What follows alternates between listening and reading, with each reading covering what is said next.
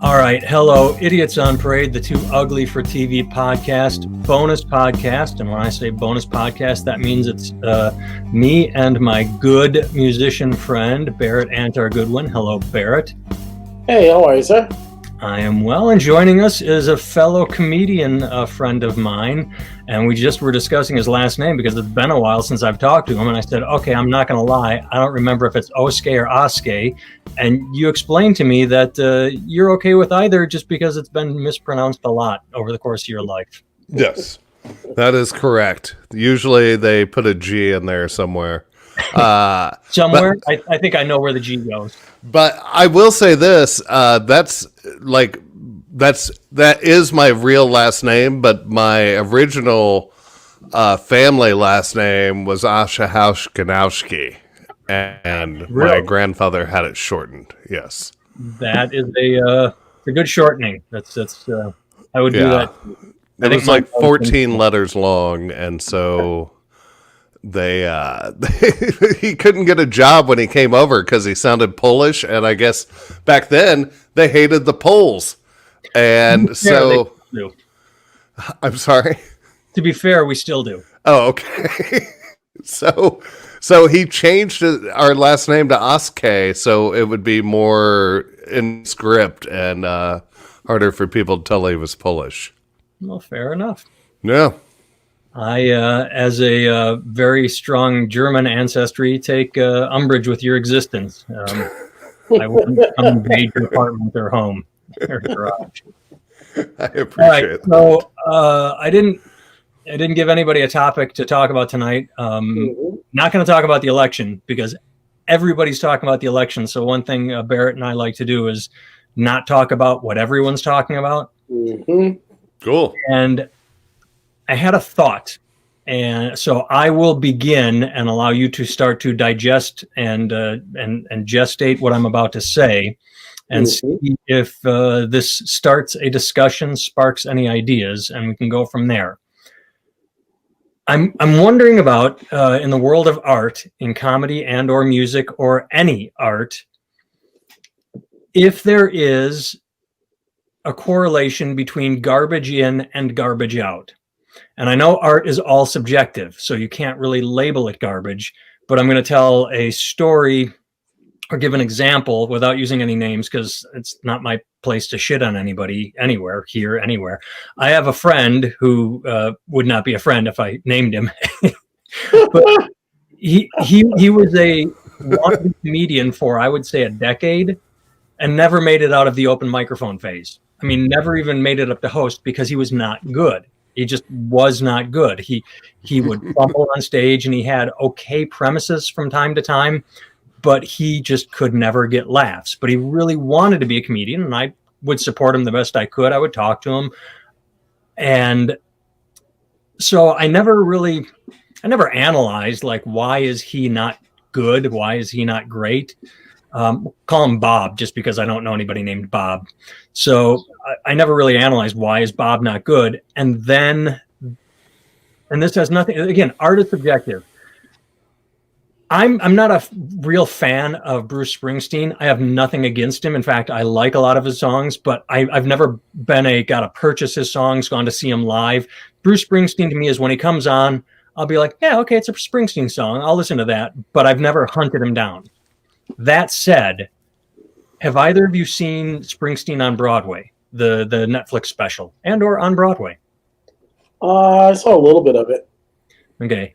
I fucking loved it. And that's the only reason I told you that I'm ambivalent about Springsteen, just because I'm trying to give a sense of where I'm coming from, because I decided to watch it and could not have loved it more. Fantastic storyteller. I mean, the songs, fine, but the way he captivated the audience and the stories he told, it was just a mastercraft class in stage presence. Yeah. And so I told my comedian friend, Bob, that he might want to watch it.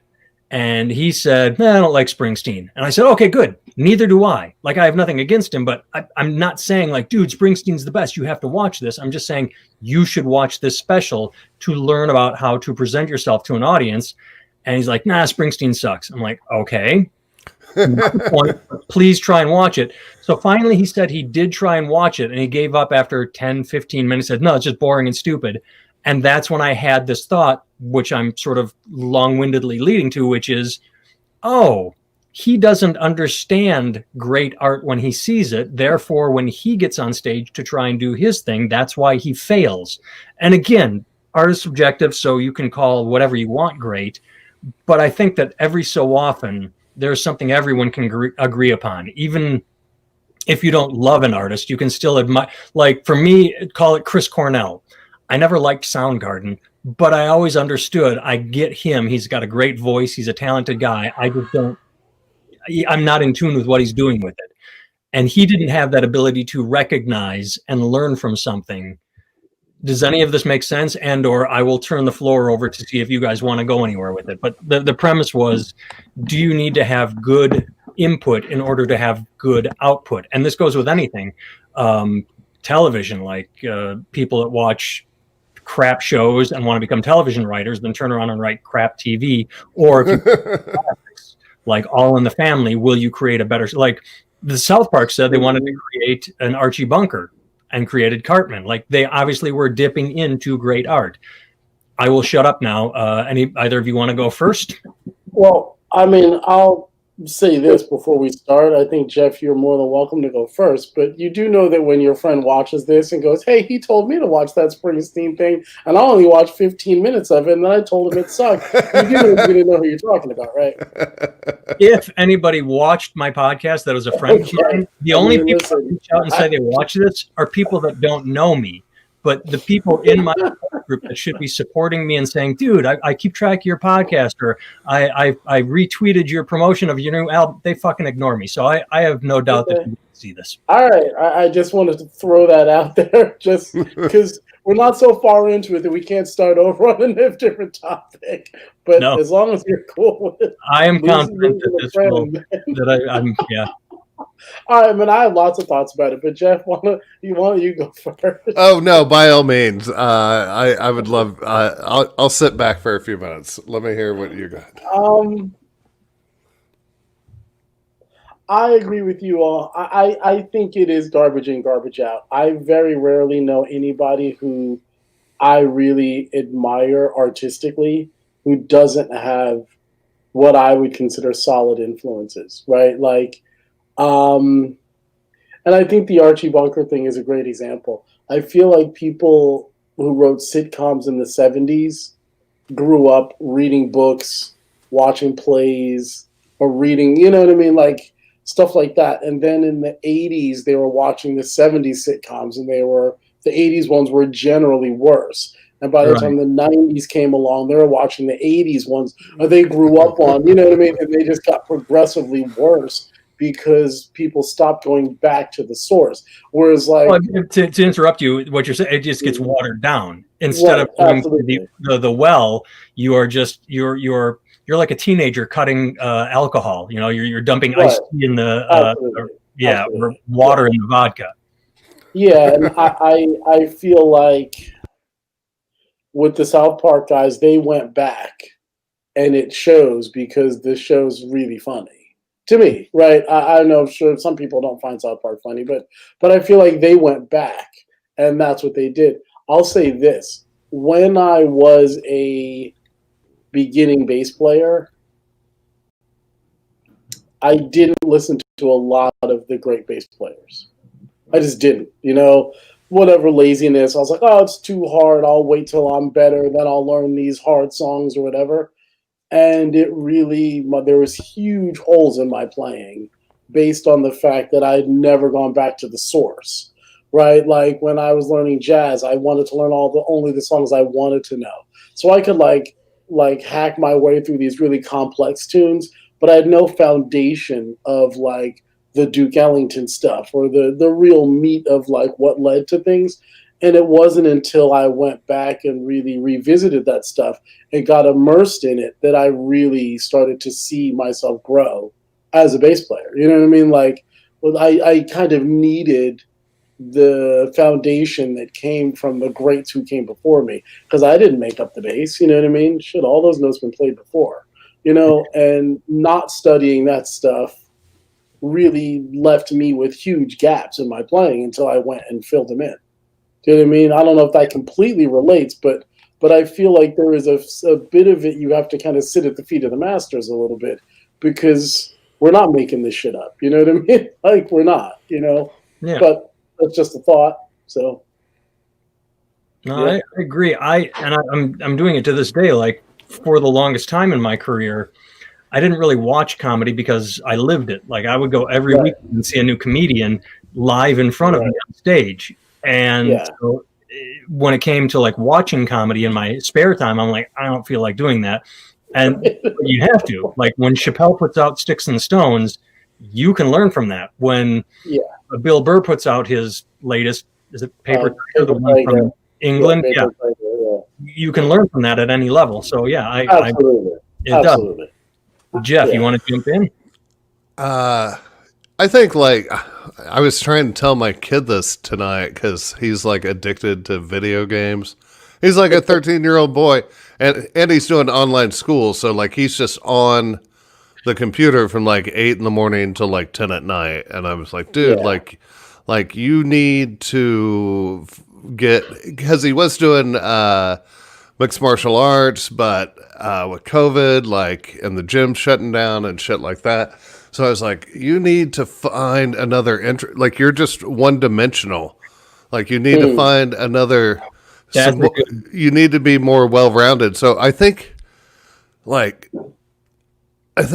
agree that it is garbage in, garbage out, but I think you also have to consume some of that garbage.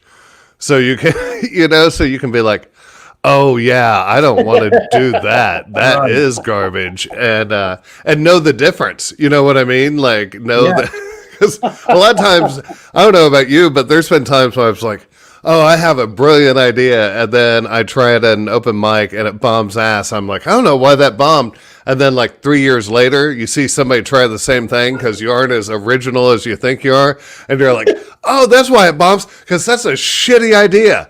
Like, so I think like sometimes you have to work the process out and get some of the garbage out, and, but you got to balance it out with, you're Bill Burr, but then go and watch your open mic guy who you're just like, oh my God, like this guy's going to murder somebody someday. Like, he has serious mental issues. He's not up here for any other reason to have 6 minutes with a microphone to spout his bullshit. Like, oh, there's some crazy sons of bitches that are putting stuff out. But those people inspire me at the same time, like, because I'm just like, I don't want to do what that guy's doing. Jesus Christ. Yeah.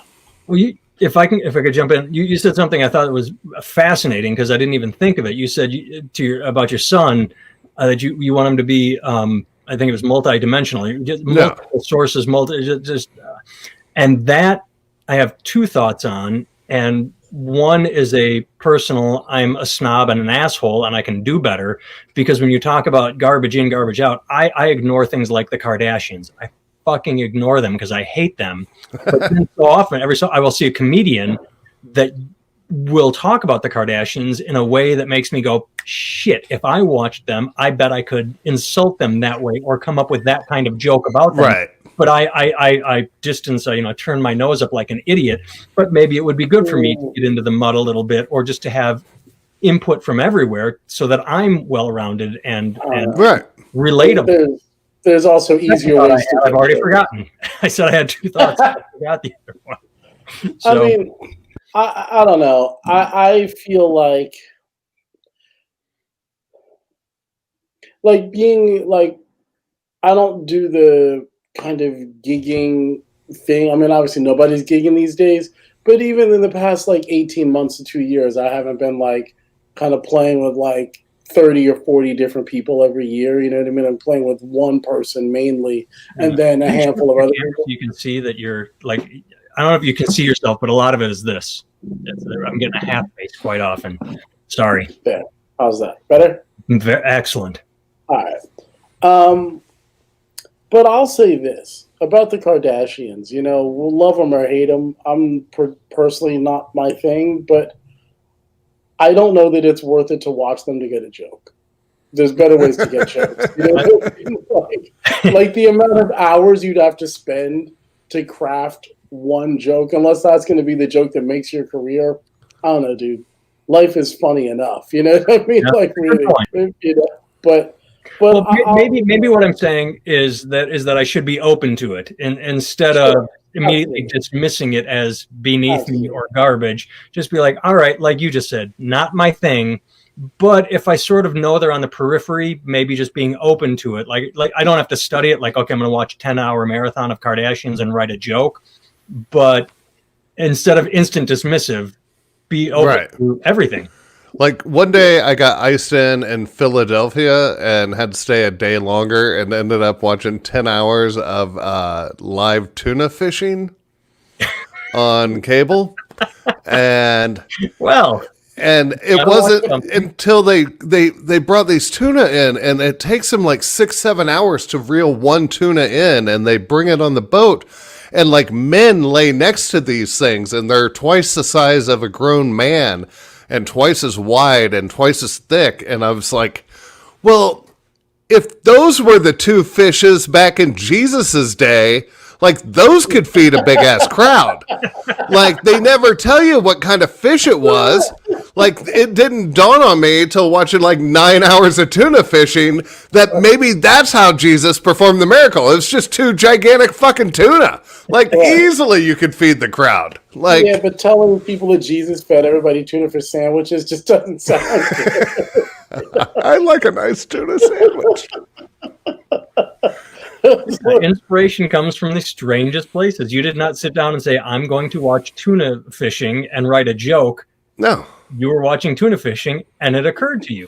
No, that's not a joke. That's me figuring out how Jesus performed a miracle. Like, that's better than a joke. That's like figuring out some Bible shit. Did it renew your faith? Well, no, it made a miracle believable to me. Okay. I'm like, oh, well, no, they never mention the kind of, like, if they were like, oh, Jesus had 2 bluegill and fed the masses, then I'm like, well, that's a fucking miracle. But if he had 2 of these gigantic fucking tuna, oh my God, you could have easily fed a large crowd. Easily. And with a fish fry. Spitballing off what you are saying, just off the top of my head, given that we don't really know, we're talking about a thinner population then, not physically, but just in terms of, there weren't 7 billion people on the planet. Right. So a crowd could have been like 3 people because, everyone else died at birth or died before they were 10. So they're 6 this year. Wow, this is, this is rock star status. If you had, he had 12 apostles. I mean, to find 12 people that were alive that made it to, 25 back then. That's a crowd. That's a following. That's a cult right there. That's a Jim Jones type cult. Now you got to have 1 billion hits on YouTube to be somebody. Back then, 12 followers. Wow, shit, you were someone.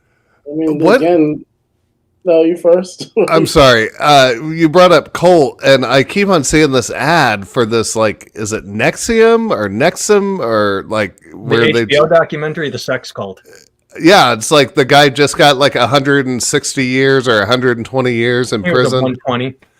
Yeah, what was that about? How come I never hear about the sex cults when they're going on, and I can get in on some of that sex cult action? I always hear about it after the fact. Yeah, I used to have a joke saying I should create a cult. I mean, when I see the cult leaders, I'm like, I think I could do what he did. If he can do it, why can't I? And yet I can't even get my own friends to watch this, which is why I can insult them when I tell them to watch Bruce Springsteen, and they don't. So your friends will be like, I never give Nathan stuff a chance, and I should watch it and see. Well, Barrett knows how often when we do talk politics, I say, well, consider all the stupid people I went to high school with. I just say it like that. I don't care if they see it because I'm willing to tell them that and have like, well, okay, first of all, you're stupid. And then we talk about why they're voting the way they do or why they don't understand politics. So I do quite often. Boy Trump in office. What's that? Keep our boy Trump in office. Yeah. Well, yeah. It's funny because, like, having played with like I don't even know how many different people over the years, I do find that when I meet people whose influences are really shitty musically, when I listen to their music that I have to learn to go play shows or something, the music's generally really shitty. Yeah. Do you know what I mean? There is something to be said for influences being bad. I do think, though, that being said, I also know people who have really amazing influences and their music is still shitty. Do you know what I mean? I do. Right? I was thinking something else when you said that. We can go down because it does, just because you have good influences doesn't mean you're going to be great. Right. I'm probably a living example of that. Just because I like good things doesn't mean I'm any good. I suck. But fuck, I had a thought. Generally, when you have good influences, doesn't that mean you strive to be more like them? Like that. I don't talk about this often, but Jeff won't know this. I told Jeff. He said, "How do you know this guy?" I said, "Oh, we met in college. It was music school. It was Berklee College of Music. I used to be a bass player, and he actually taught me the first handful of tunes I know. That guy right there. No, you are a bass god, and I can barely keep up with Nikki Sixx. Nikki Sixx writes great songs. Doesn't really, do much on the bass. Doesn't need to. He's a great songwriter. Anyway, where was I going with this? Oh, I was in a band before I was a comedian, and I thought we were all right. But like any bands, we fought and broke up. And I had the Pulp Fiction, come to Jesus, Alcoholics moment of clarity, where I'm sitting there and going, I'm no Sting. I'm a pretty good bass player, but I'm not a songwriter. I can't sing and play that well. I can't sing shit. And so I transitioned to comedy because I never wanted to be that musician. And I don't know how Bon Jovi does it. Like, he's very comfortable in his own skin, but I could not imagine being Bon Jovi and, meet Sting or Peter Gabriel and go, I'm a musician too. It would embarrass me. And I had that moment and maybe that's why I failed as a musician, because I had that inner tension or inability to have that confidence or be comfortable. But I never thought I could meet someone like Muzz Skillings and say, hey, I'm in a band. It didn't. And so I transitioned away because I would have strived for greatness and in my own mind fallen short. Or maybe just because I had the limitations in my mind, I created them in reality. I don't know. And I don't know how this relates to anything other than me saying that when you have good influences, maybe you strive to be better. Well, maybe when you have shit influences, you don't strive at all, or you think you've achieved it. When you achieve their shit level, then you're like, yay, we made it. Because last week, Barrett and I were talking about hair metal bands, and it's like, maybe Cinderella only wanted to aspire to be Poison, and when they got to that level, they're like, yay, we're as good as Poison. It's like, yeah, you are, maybe. Actually, Poison has a couple toe tapping tunes, so. I would say that, I don't know, there's times when in stand-up comedy, it's like, oh, hey, I'm on the same show as so-and-so. Like, you feel like you've kind of like are verified. Like, even if no one knows who the fuck you are, like other comics are like, oh, no, you're at our level. You can come and play with us tonight or whatever. But then, like, I feel that there's times, I don't know, where influence takes over too much, where like, you go and watch an open mic, or not even an open mic, you just go watch a show and you're like, oh, I can tell you that dude's three favorite comics. Yeah. Or like all night long. Just I won't name him because I do like him and he's a good friend and he doesn't do this anymore. But I hadn't seen a friend of mine. Maybe I could name him because he wouldn't care, but I'm not going to. I hadn't seen a friend of mine in a year, and I went to see him and I'm like, and he was, and when he got off stage, I said, "Did you open for Attell recently?" And he said, "Yeah, like 2 weeks ago." I'm like, "Okay, it's in your system." And he went, "What?" And I'm like, I just knew that he had worked because he hadn't done it before, but he just picked up Dave Attell and was doing it. But let's switch this to I did that working with Jimmy Pardo. Yeah. Like after a week with Jimmy Pardo, like I just talking with my at home with my kid.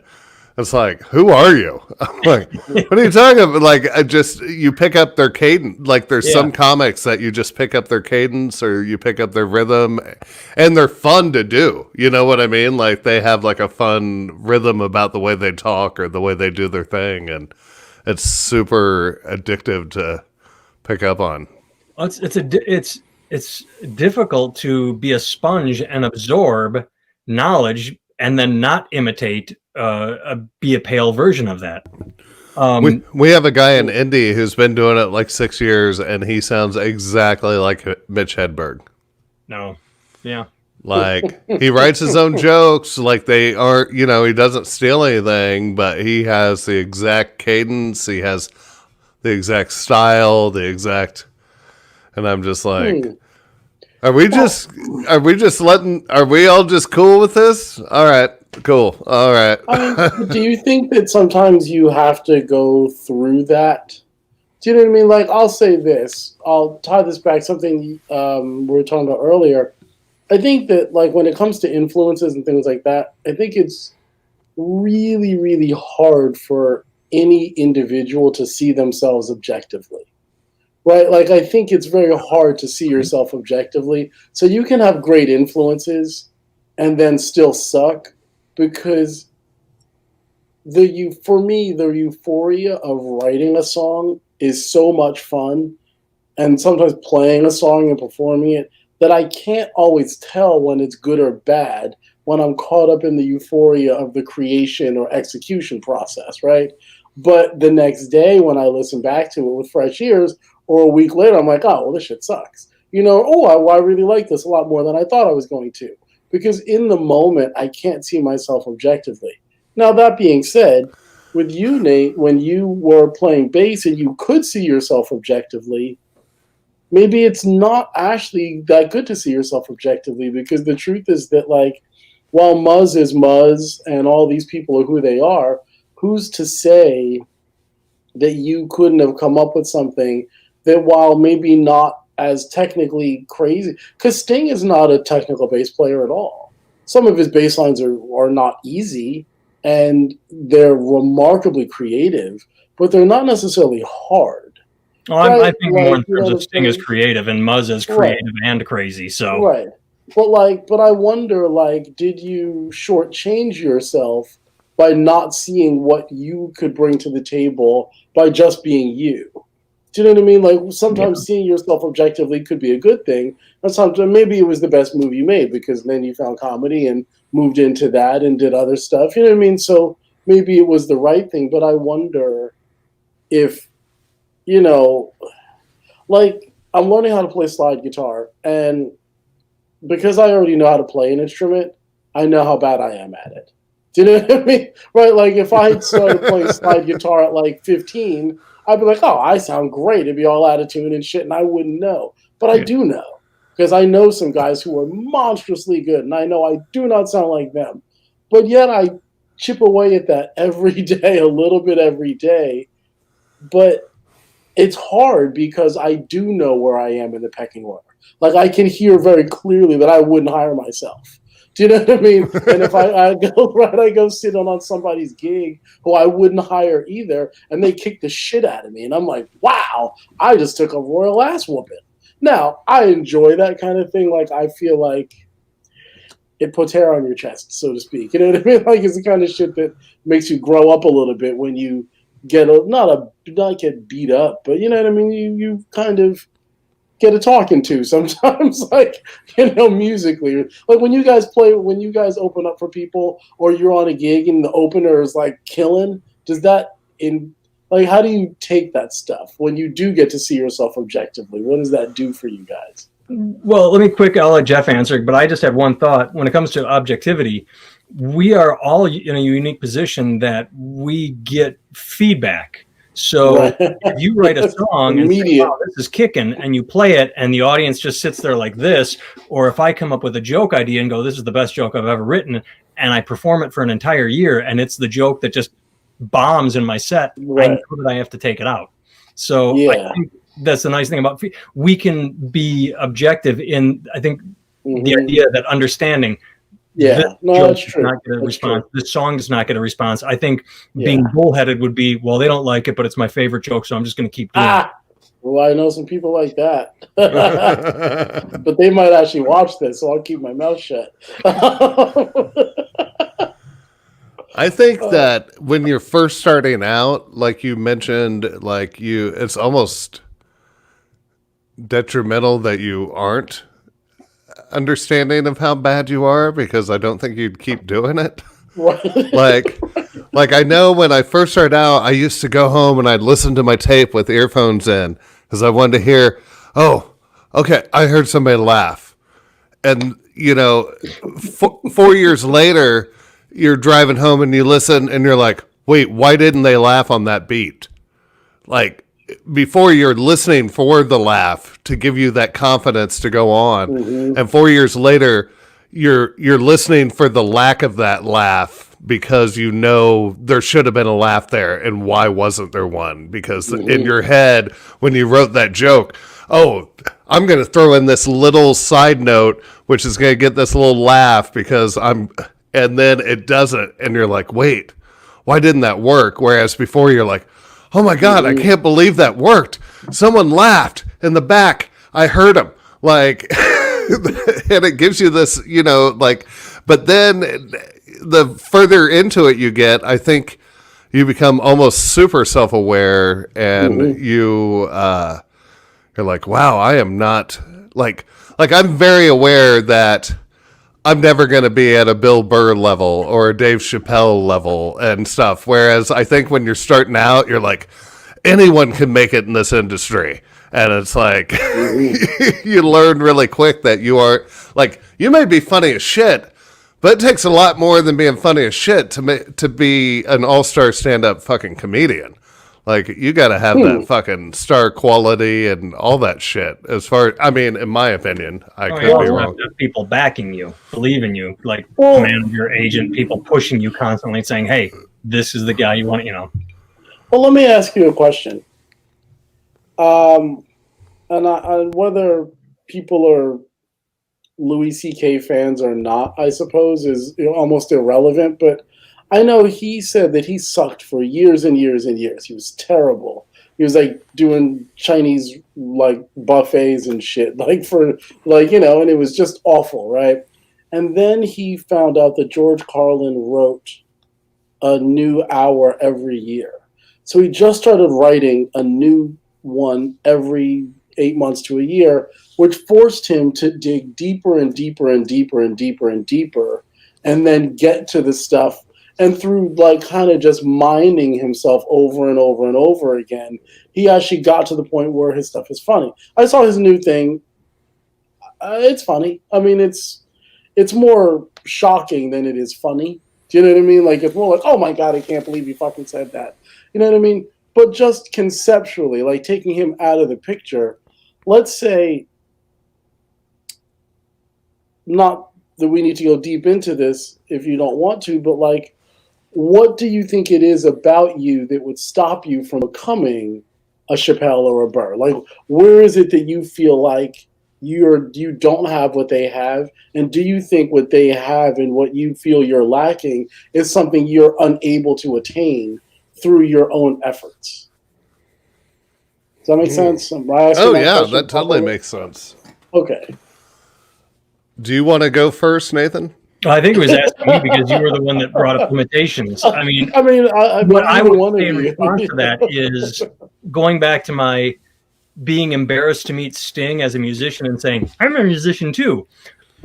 I'm not saying I'm as good as Chappelle or Burr, but I would also not be afraid to meet them and go, oh, hey, I'm a comedian too. And I think there's enough difference in my own confidence or self-awareness or whatever you want to call it. You say maybe I created it in my head, my limitations with music, because I was too worried about my self-perceived limitations, and I don't feel those in comedy. I'm not saying that I should be a Bill Burr or a Dave Chappelle, but just the difference is if I were to meet one of them, I would have no problem saying I'm a comedian too, And even if they said, "Yeah, I saw your shit, it sucks," I'd be like, "Oh, that sucks," but still a comedian. Like, Right. maybe it's delusion confidence, but I does that make sense? Where No, yeah. I'll sting. I'm a musician, but I don't like telling anyone I'm a fucking stand-up comedian. Like, to be honest, like, I feel goofy as shit every time I do it. Like, I was helping my family roof their house over the weekend, and my brother had hired day laborers. And the one guy, like, I refused to get up on the roof. And he's like, "Oh, how come you aren't getting up on the roof?" And I go, wait, they say that in Spanish, and you're just translating it for us. the actual no, I would have been ecstatic.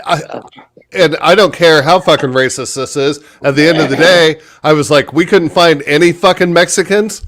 Like, these are the 3 fucking hillbilly white people you got, and like, we couldn't find. Like, you realize there's people who fucking specialize in running up and down steep roofs, and they aren't these 3 white dudes you hired. Like, they suck.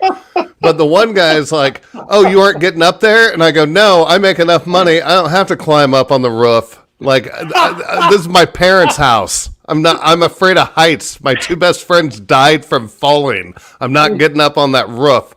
So he goes, "Why, what do you do for a living?"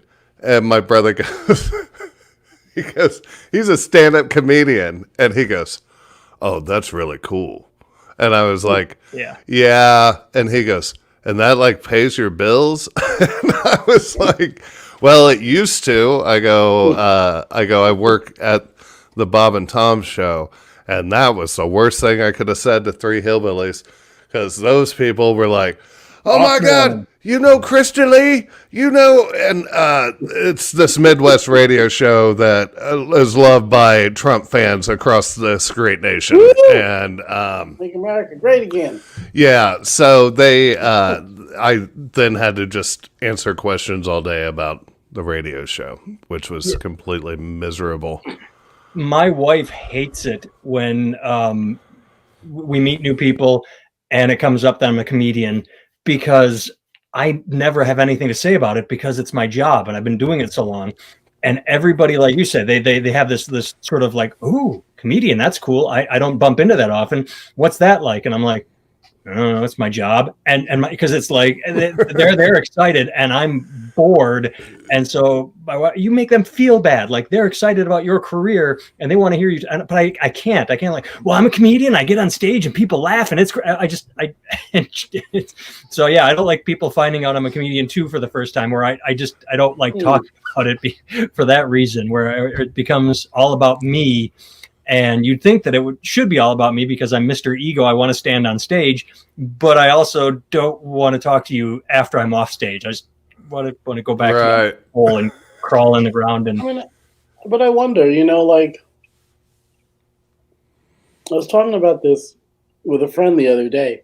When people come up to you after a gig and they go, "Wow, you were really great," and then we go, that shit sucked. It's offensive. Right? Yeah, because you and I talk about that. I don't do that anymore. I'm learning to take a compliment because, yeah, I agree with you.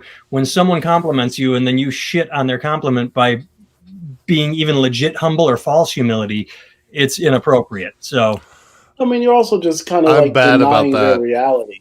Yeah. Yeah, like, I mean, this is like, not that we need to segue into the race gender thing.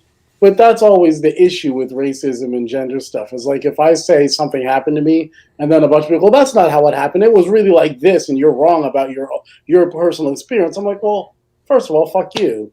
Like, don't tell me what happened to me and how I should interpret my experience. And that's what it seems like on a same kind of level. Like, if somebody came to your show and had a great time, and then you say that, it's like you're telling them that they're stupid. Yeah. That they don't know how to interpret a situation properly. That's what you're kind of saying. But I wonder if there's a way, like, when people find out that I'm a musician, there's always there's a handful of reactions, like what you said. "Oh, that's how you pay your bills." You know what I mean? There's always that reaction, or, "Oh, that must be really cool," or whatever it is. And I'm always like, well, I always say, you know what? I love my job. I get paid to play. I get paid to wiggle my fingers on an instrument, and my coworkers are some of my best friends. Like say something nice about it with it's honest. Like my coworkers are some of my best friends or my coworkers. And I love what I do. I found though that when I stopped doing gigs I didn't like, I was able to answer that question a lot more honestly and enjoy having the conversation. You know what I mean? Not that I don't like doing weddings, because when I was in a wedding band, it was, again, one of my best friends ran it. And so it was fun. Do you know what I mean? Like, it was a good time, and I could say it was just like it wasn't the career I wanted. I didn't want to be a wedding band musician. Like when I was a little boy sitting in my bed talking on my little blue phone, talking about how one day I'm going to be I can't wait to play other people's songs. I have all these things inside of me. I can't wait to express them by playing cover tunes. But I can't wait to play the top 10 songs of this year and then some version of some Frank Sinatra song. You know what I mean? But like, that wasn't my vision, right? When I was sitting home thinking about it. But but not that it was bad, because again, I had a lot of fun. It just wasn't the path I wanted to be on. But once I got on the path I wanted to be on, I found it much easier to talk about music from a perspective of joy. Like when somebody would say something and I would start thinking about what I do, I remember how much fun I was having, you know what I mean? Which changed the way I would talk about it, No offense, man. I've known you for 42 minutes now, but you seem like you just have like a really positive outlook on fucking life and have like a really good spirit about you. And I wish I could have that about me, but I am not that guy. Like I aspire to be like you, but I wish I could be like that. Like I love you. Like you have a beautiful soul, but I do not. I have a dark soul, and I just want people to leave me the fuck alone after a show. And I got all the shit I needed while I was on stage. Now we don't need to communicate anymore. And I don't want to hear your racist ass Mexican joke. I don't want to hear like my son is part Mexican, and I talk about it on stage, and people's favorite thing to do is come up to me after a show and go, "Hey man, I got a really funny Mexican joke for you." And I'm like, "Motherfucker, what part of like my son is partial Mexican do you not like?" I don't want to hear it. Like I don't want to hear any of your racist shit. So I find it's best to not interact with the people who come to the shows I do, and to go out the back door and go home. I don't have a Mexican son, but I can tell you, using the number of fingers on both my hands and toes, and Jeff, your fingers and toes, and so many times after a show, because I am white, I am a honky American, I will get approached and be given a racist joke just because, like, hey, you're part of the club, aren't you? You can use this on stage. And it's like, oh my God, no. Just dropping N-bombs flat out because Wink, you're white, so you can tell this joke on stage. You think it's funny, and it's like, I fucking hate you. But well, and then it makes your whole drive home, you're like, what did I say? What about me am I putting out there on stage that this person goes, you know what? This guy wants to hear a fucking horrible joke about this minority. This guy's going to dig it. He's going to laugh his ass off. And because I don't want to be sending that out because I don't fucking want to hear it. And you'll even go, no, I don't want to hear the joke. And they're like, no, it's really funny. And you're like, no, seriously, I don't want to hear your fucking joke. And they're like, no, just real quick. And you're like, no, seriously, I don't want to hear your N-word joke. And they're like, no, just real quick. So they still tell you, and then they get mad when you don't laugh at it. When they're, oh, you're too good to laugh. Oh, okay, I see how it is. And you're like, I told you 7 times I ddidn't want to hear your fucking joke. I just wanted you to buy a shirt. Yeah, and you didn't. I have 2 stories. I'll tell. One is a story, and then the second one will wrap back around to what Barrett said. If I don't forget, the last time I had 2 thoughts in my head, and I told. One of my favorite moments after a show was in Michigan. at a casino, North Center. This guy comes up to me. He's like, and just the way he said it was so amusing that I had to ask him what was going on. He goes, "I really liked you. I really liked most of what you were talking about. Like, I would say 90% of what you said was really funny, and I liked." I'm like, "Really? What was the 10% you didn't like?" And he said, "Well, your fag material. It sounds like you like them too much." And it's like, because I had done a marriage equality joke at the expense of straight people, like bigots, before gay marriage or marriage equality was a thing. I was doing a marriage equality joke, and he took umbrage to that. I'm like, well, good. Then you, opposite of what Jeff just said, you are the exact target for that audience. I want you to know that I don't agree with your position. But to wrap around what Barrett said a little while ago, I think I am getting better at not belittling people, because I was able to 2 weeks ago get on stage. There's a club in Des Moines, a club that's beautiful, Teehee's Comedy Club. I absolutely love it. It was my first time there, and the vibe the owner has created for that show, the ambience, just you walk in and you just feel good. There are certain rooms where you walk in and you get a negative feeling or a neutral. Anyway. So my family, my wife has family there, and I said, "I'm going to be in town. Would you put me up?" And I got on stage. I don't know if could anybody hear that? I always Did someone just flush a toilet? Yes. Oh, okay. Flushed a toilet. That's why I paused, because someone just took a big old power shit and flushed the toilet right above me. So anyway, I come just rusty. I got on stage for the first time since March. And I was stumbling and speaking like I am now, and so I got done, and I was getting an okay response. When I got done, people were coming up to me saying, "That was so funny." And instead of saying, "No, I sucked," or "Really," what I said was, "Wow, thank you for saying that. I felt really rusty up there because I've not been on stage in a few months. And it felt good, but I was really off my game." And they're like, "No, I had fun." I'm like, "Well, thank you so much for telling me that. I needed to hear it." I was trying to be a beacon of positivity, and in a good way, not in a, "Yeah, thanks. I'm pretty funny, aren't I?" No ego involved. It was like good ego. They were affirming my ego, but in a very nice way that wasn't, swinging my dick. It was just, "Wow, thank you. I really enjoyed hearing you say you had a good time at a show that I thought was subpar. It really made me feel nice. Thank you for saying that to me." So, and I think that validated them. I would hope. We'd have to call them all up and interview them now, but I don't think we can do that because I have no clue who they were.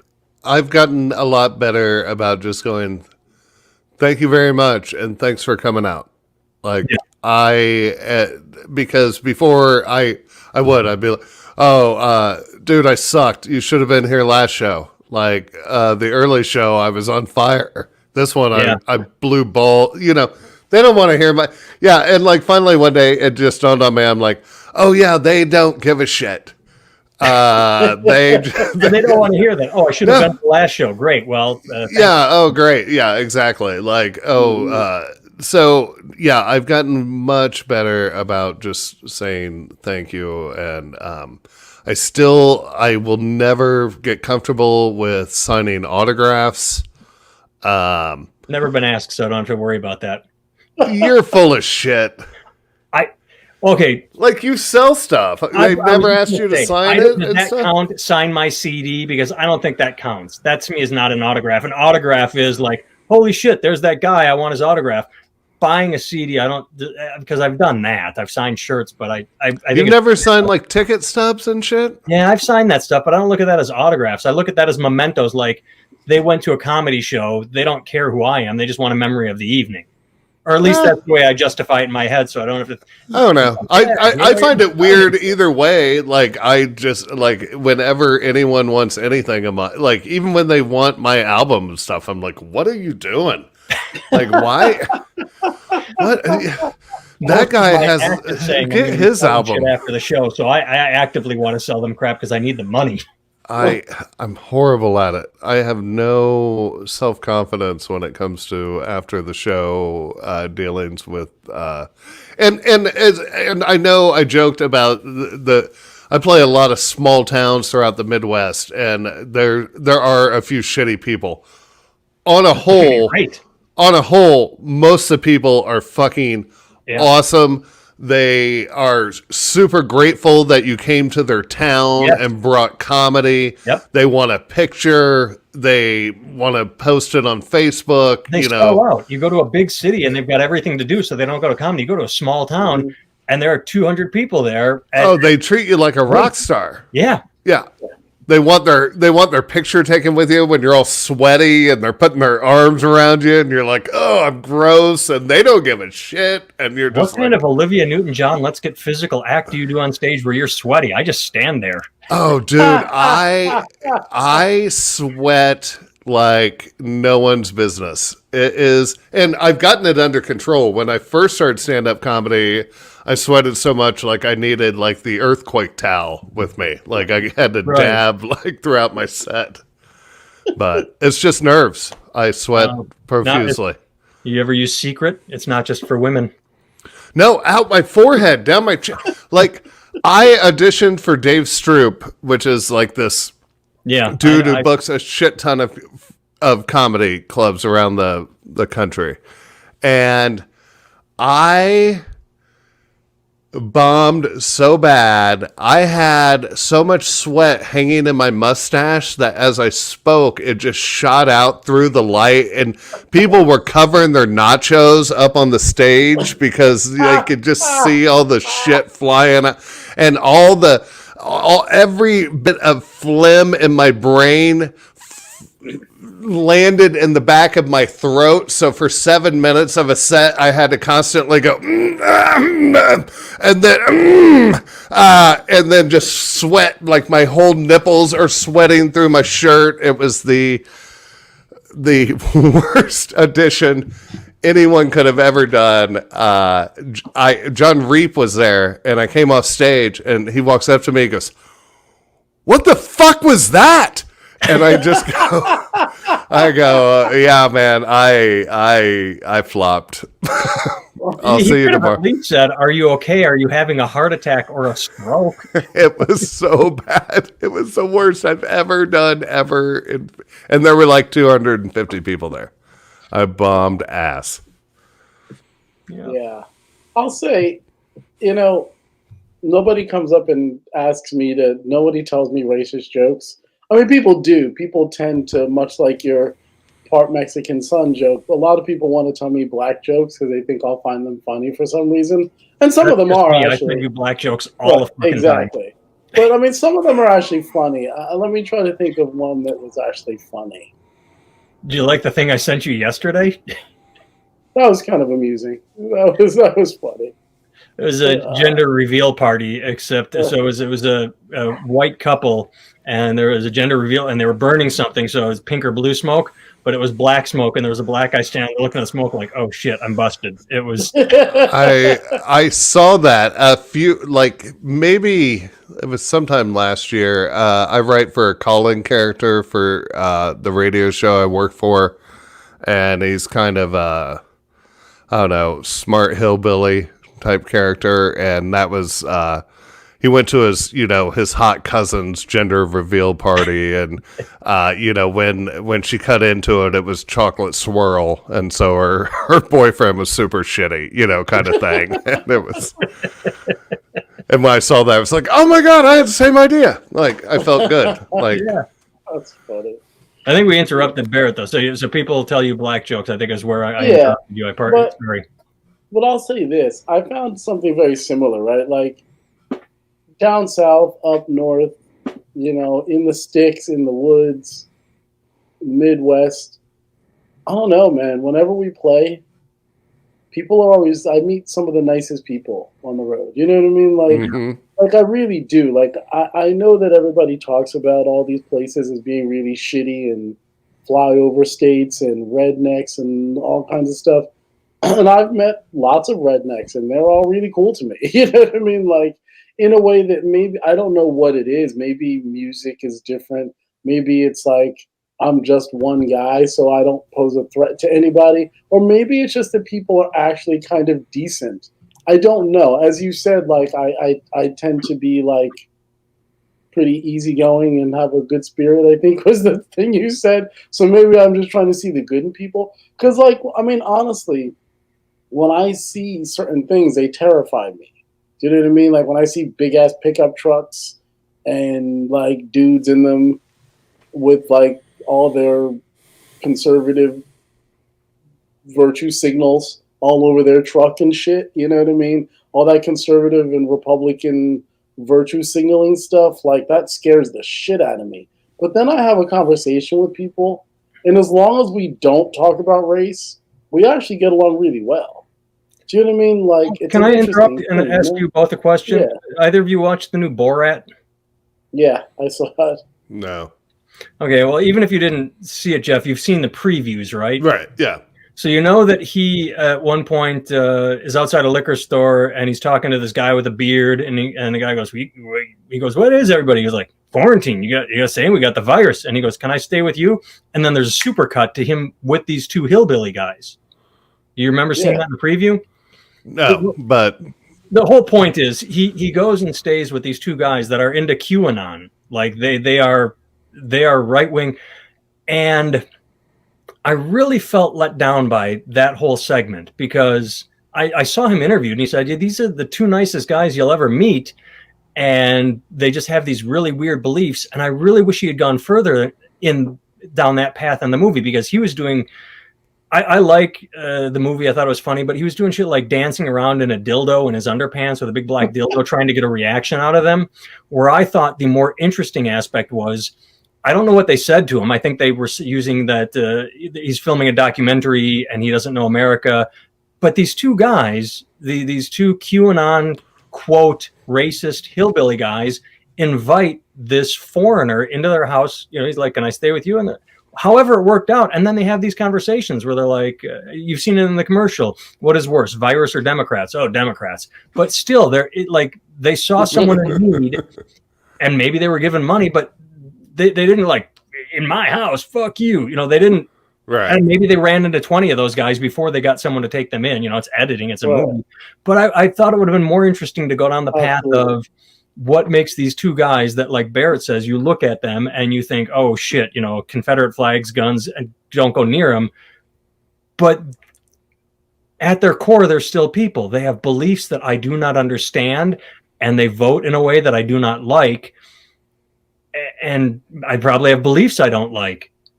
But they were willing to welcome this guy into their house and talk to them. I mean, they met on a certain level, and I thought that was more interesting than putting on a dildo and dancing around them trying to get a reaction. I thought it would have been more interesting to find commonality and, or, I don't know, treat them more. I mean,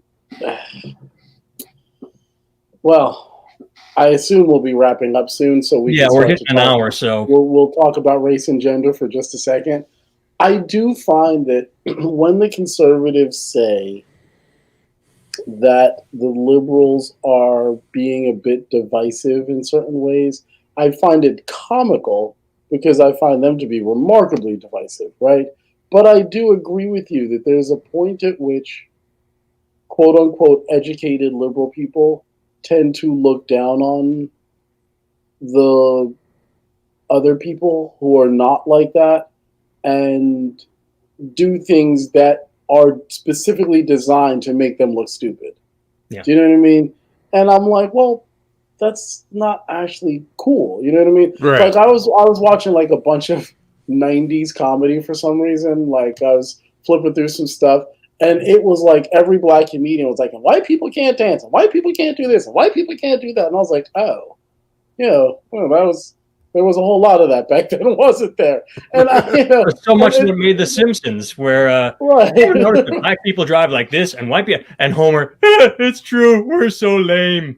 right.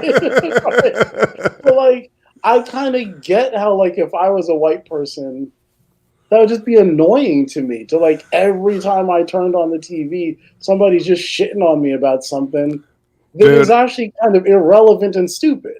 I'm sorry, but I love that comedy. I think nothing makes me laugh harder than a black comedian doing a white guy voice.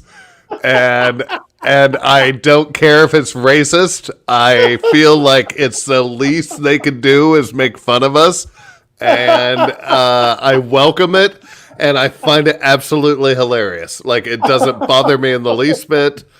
I think it's always funny when they do a white guy, because it's always like the nerdiest, dorkiest.